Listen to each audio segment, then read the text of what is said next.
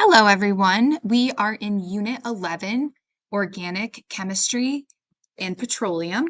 You need to make sure you have a colored pencil. I suggest a red colored pencil. You also want to have your red organic packet out to page 11.8 where it says Organic Reactions, and it would help to have a reference sheet as well. Today we're going to talk about different types of chemical reactions. You did an activity where you sorted these types of reactions before break. So now we're just going to get some notes on those.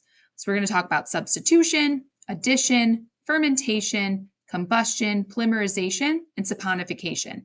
Now I want you to keep in mind when we do these reactions, you are not responsible for predicting products or writing out a reaction from scratch. You are simply responsible for being able to identify a type of reaction. So just keep that in mind, and you'll have some practice with that as well. So we're going to be on this page that says organic reactions, and we're going to go through each type and give an example. So we're going to start with a substitution reaction. So I'm going to give an example of a substitution reaction first, and then we'll talk about what's happening within that reaction. So I'm going to draw methane for my example. Methane is a 1-carbon alkane. I'm going to use chlorine as my halogen. It could be bromine, it could be fluorine, it could be iodine, it could be any of those. But I'm going to use chlorine. And these are going to be my products. I'm going to have a chlorine right there.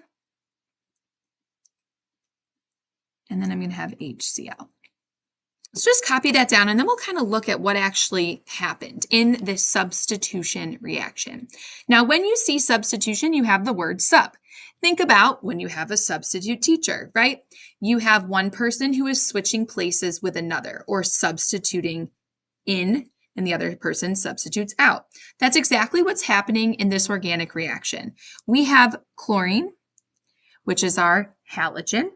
It is substituting in for this hydrogen. So it's taking that hydrogen's place. That hydrogen is going to where that chlorine was. So that is what we call a substitution. So I'm going to write subs in, subs in. So I circled those in red so that you can see the movement of the atoms within the different structures. So now let's look at our products. Notice now instead of that hydrogen, we have a chlorine right here. And instead of a chlorine here, we now have a hydrogen. So notice we have two products. That's going to help us distinguish between an addition reaction. So we're going to make a little note over here to kind of describe in a substitution reaction what is happening. A halogen is from group 17, subs, right, substitution, in for a hydrogen. And notice we have an alkane right here. That is when we have single bonds between our carbons. So this can happen on propane, it can happen on butane or pentane. So we've got an alkane plus a halogen. It's going to yield two products. We call this a halide, and then that is hydrochloric acid. But that's the substitution reaction. Now let's do an addition reaction, because these are the two that people really get confused about. I'm going to draw an addition reaction. So I am going to draw propene, and I'm going to draw the H's in. So this is propene.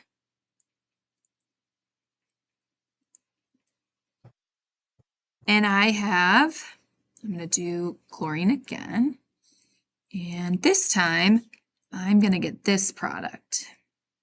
I got my 3 carbons still, but now I have a chlorine, I've got an H, H, H, H, H, and an H right here.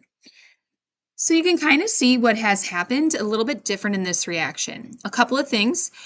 The word add. Notice how that's different from sub. I am actually adding on to the structure.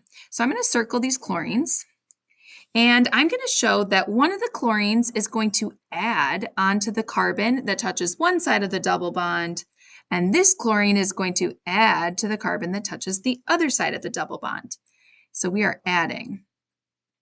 Notice, unlike a substitution, I have a double bond. This could also be a triple bond, but in my example, it's an alkene. That double bond breaks, and if we take a look at our products, we only have one of them. And I'm going to circle those chlorines to show that they added on. Whoop, broke my colored pencil.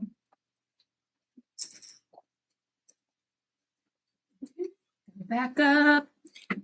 That these chlorines are now here. Notice how that is different from a substitution. A substitution had an alkane, addition has an alkene, and we are adding on to our structure, so we have one product. That double bond broke to a single bond. So we're going to make a little note over here. We have halogens, and notice both of them add. It's not just one subbing out, but both of those chlorines added on. They add 2 carbons. And in our example, we're going to write at a double bond.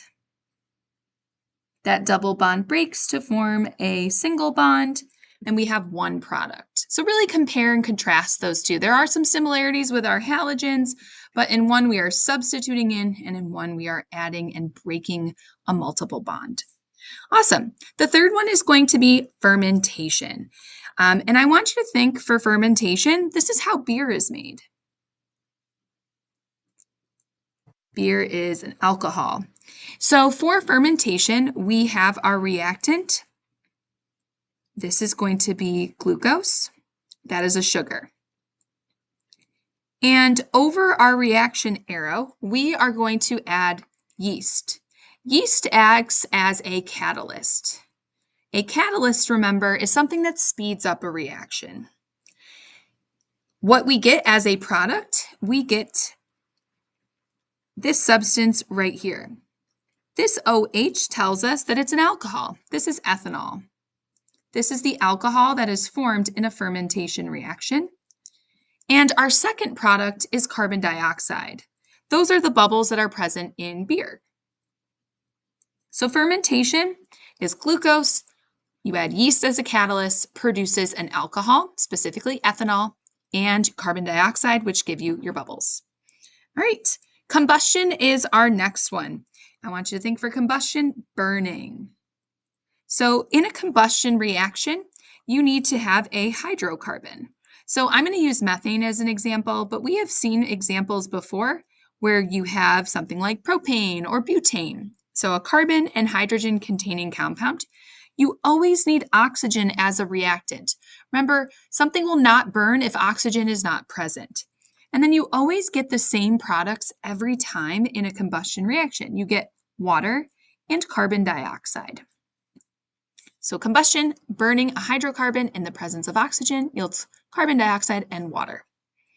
All right, the next one, polymerization. We actually did a polymerization reaction when we did a slime lab.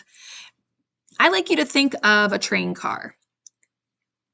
Right, train cars are separated, but when you link them all together, they form a really long chain. So that's what polymerization does. So you have these mini units. Those are called monomers. So here, for example, is a monomer made of 2 carbons. And what happens is those monomers then link together to form a polymer. And a polymer is a long chain. So I'll kind of demonstrate what that N means in a second.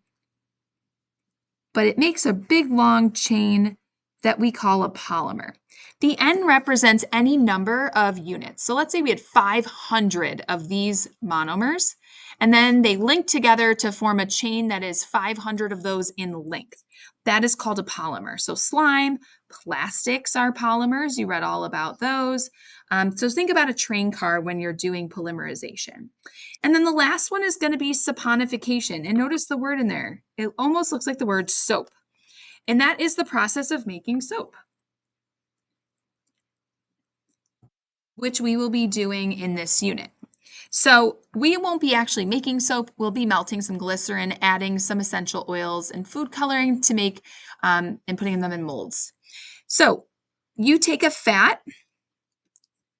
It used to be back in the day animal fat. Then you add a base, and it produces soap and glycerol, which is a trihydroxy alcohol. That just means it is an alcohol that has 3 OHs.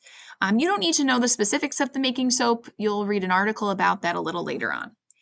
But those are the 6 reactions that you will need to be able to identify. You've got substitution. Remember, substituting a chlorine or a bromine or an iodine or a fluorine. So those halogens, it's going to sub in for a hydrogen. They're going to switch spots. You get 2 products. Addition, you have an alkene. Sometimes you'll have an alkyne as well.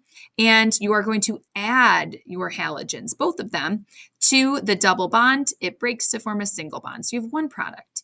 Fermentation is the production of alcohol and carbon dioxide using sugar and yeast as a catalyst. Combustion is burning. Remember, you need oxygen as a reactant on your left, and your products on the right are always water and carbon dioxide. Polymerization are short monomer units that link together to form one long polymer chain. And then saponification, the process of making soap using fat and a base as your reactants to get soap and glycerol as your products. All right, do some practice with this, and I will see you all later.